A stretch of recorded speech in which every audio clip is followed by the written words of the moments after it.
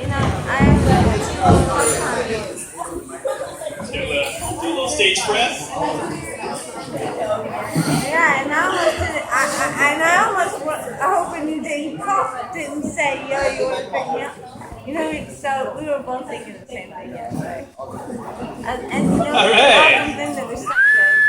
All right, how's everybody doing? Great. Yeah? That's okay, right? Does everybody having a good day today? Yeah. Yeah?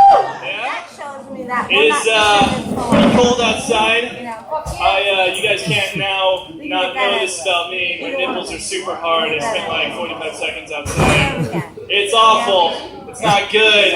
At the end of the day, it's not all. If anybody has any glass that needs etching, or like a trophy that needs to be engraved, or like a rough cut diamond you want me to polish up for you, I can probably make that happen for you.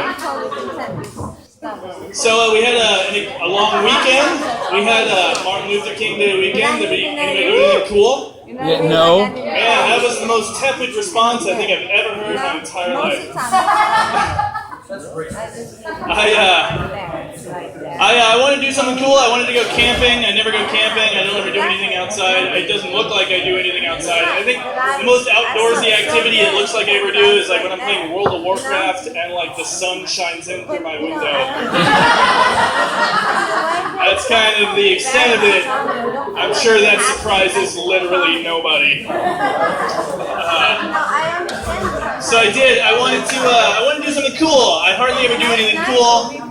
So I did. I wanted to do something pretty rad. I wanted to go camping. I don't have any camping gear, but my granddad, he went camping a lot. So I figured that would be a great place to borrow some camping stuff. So I go to my granddad's, and he gives me a tent. And what he says when he gives me the tent, he says, now this tent sleeps two, and he left a very noticeable pause. And he says, but don't do anything I wouldn't do. Yeah, but I think my problem with that expression is I take it really literally. Like, don't do anything I wouldn't do when it comes to my granddad means that like sex and drugs are probably out. But casual racism and killing a bunch of people in Vietnam and never talking about it is okay. Good. Thank you. A couple of weeks ago, it was pretty cool. I've gotten in the habit of like performing here, and it's been pretty rad. I'm really thankful for it, for the opportunity to perform. I was in the bathroom, and a guy, I guess I forgot to lock it. A guy comes in behind me, like he didn't know there was another guy here. And normally, you're gonna want to just turn around and leave because it's a single. This guy did not. It's probably my one and only fan experience because he comes in and he sees me, and I guess he recognized me from the back, which is pretty cool. And he says that he saw my show before and he was a big fan. He was really glad I was here tonight, which I know is a conceited asshole way to start a show about how somebody thought I was completely rad. But he kept talking, and I hate it when people talk to me when I use the bathroom because I feel like I take it the wrong way, because for me, like, I get you're just trying to get your point across, but like, I'm using the bathroom. So when you're talking to me and I'm using the bathroom, what that means is like, my junk is out and your mouth is open and you're smiling and I'm like 4 feet away from having to give you $20. And I'm not all about it. Is everybody excited for the Super Bowl? Yeah. Is everybody know who's going? Apparently fuck Tom Brady. Okay. Yeah? I don't know, I was really hoping for like the Broncos, not because I care about the Broncos, I don't, but I do care about Peyton Manning. Peyton Manning is the only like NFL guy that I know anything about. Because when I talk about football for me is like a party where like I know one person, you know, and you just like hang around with that one person. And so for me it's Peyton Manning, because I feel like Peyton Manning has a forehead that I can relate to. Like, I wear a hat with like a little tuft of hair coming out of the front to hide the fact that like underneath this hat there's just another 4 feet of my head to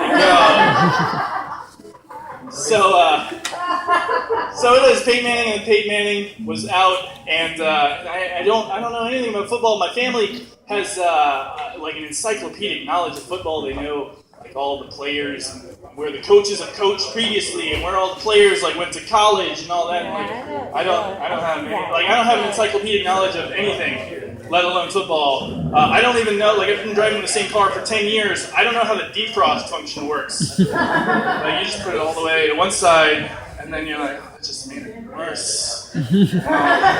I'll just try the other. Oh, fuck, that's which way? Like I don't. And that's every morning. That's every morning's commute for me. Anybody here trying online dating? Wow, that was even worse. That is a complete cesspool. So pat yourselves on the back for not having to resort to that. Because I will tell you, that's where I'm at now in my life, and it is not a good decision. I am trying online dating. It is weird because they want you to fill out a profile, which is fine. Because I feel like I translate much better via text, but they ask you a bunch of questions too about yourself to try to get you better matches, but it's always so weird the way that they ask you questions. It's always like, hey, Dexter, do you have any brothers or sisters? What's that like? Any brothers or sisters? Yeah? That's pretty cool. Hey, you ever banged anybody in a movie theater? Alright. Dexter has.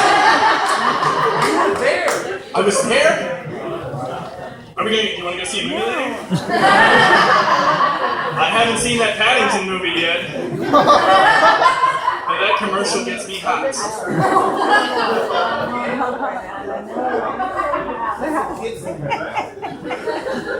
Anything is an adult movie if you just let it be.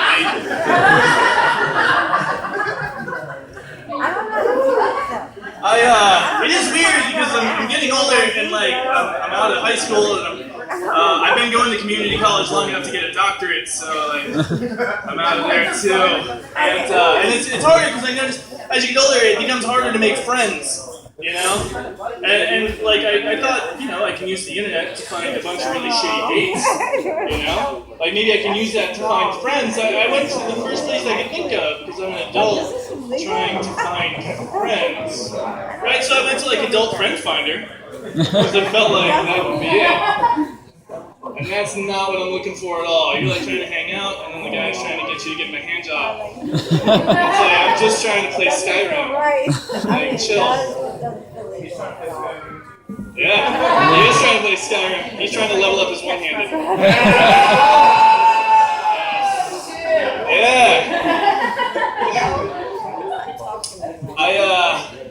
Somebody scoffed really hard at me last time I said this, but I'm getting older. I'm 25. I'm getting older. I notice that I am getting older. I'm getting more boring as I get older, and I've always been kind of boring. I've always known that I was always going to be kind of boring. That seems like something that you wouldn't be able to know as a kid, but it's true. Because as a kid, there were Legos, and there are still Legos. Like as a kid, I had some Legos, and the cool thing about Legos is that you can do anything or build anything, and they have like 1 billion different amazing sets, and you can like have ninjas that fight dragons. And my favorite set was the bank. Where you can make a withdrawal or like talk to somebody about your mortgage. And I remember somebody I think took pity on me once as a kid, and they got me the ninja set, and I set it up next to the bank as a museum. So I'm also getting more bitter as I get older. I was at my sister's wedding a little earlier this year, and I noticed that like as the flower girl was coming down the aisle, everybody thought she was super cute, and then around the middle, she was just out of flowers entirely, and she didn't have any, and everybody thought it was super adorable. But I realized, like, I've become so bitter that my first thought was like, well, that was a shitty use of inventory. We're not even halfway done, and you already ran out. I could do a way better job than that little girl. I'm also super bitter because over Christmas, my grandma got me a check. I opened the card and a check fell out, and my first thought was like, thanks Grandma, now I got errands to run. But now I gotta go get this shit taken care of. So I do perform at a few places, and sometimes I have to go out of town to perform, and every time I come back, one of the ways that I know I'm back is by the kind of car that I encounter. when I come back into town. One of the cards that I know Yeah, you better always practice. lets me know that I'm back in town is anytime I see a truck with truck nuts on it. Yeah. Can we give it up for truck nuts, please? Because somebody has to. Yeah. Okay. One girl can count. The problem with truck nuts is that it's not like a one-time purchase.